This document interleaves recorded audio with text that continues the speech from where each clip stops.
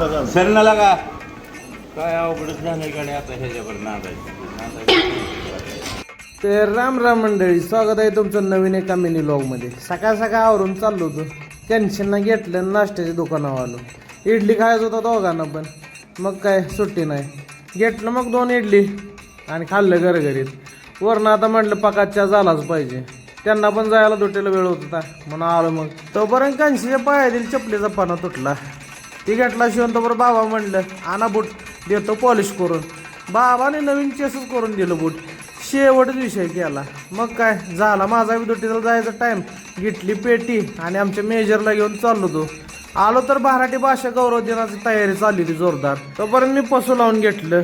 सगळंच कार्यकर्ता जोरदार तयारी करायला लागलो होतं. तोपर्यंत आली माझी गाडी परळी स्वारगेटला खरी करून इंदापूर भरून आणायची होती. तोपर्यंत आजोबाचं वेगळंच काम असतील.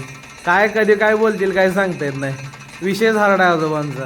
तिथनं आलो मग नेहमीप्रमाणे भिगवणला. तर आमचा आज काळजाचा तुकडा नव्हता. मग काय विषयच नाही.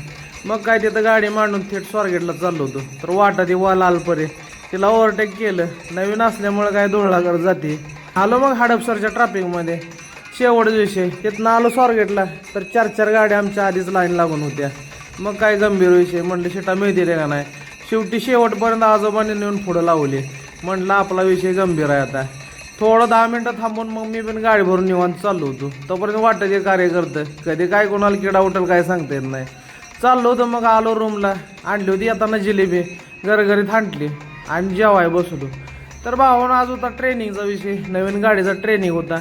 मग ट्रेनिंग घेतलं चौगुले साहेबाकडं आणि तर आपला हे दिवस संपवला. वाटत उतरून या लागलो चालत गाडीत बसलो. तर भावानं आपला व्हिडिओ तर व्हिडिओला नक्की फॉलो करून जावा.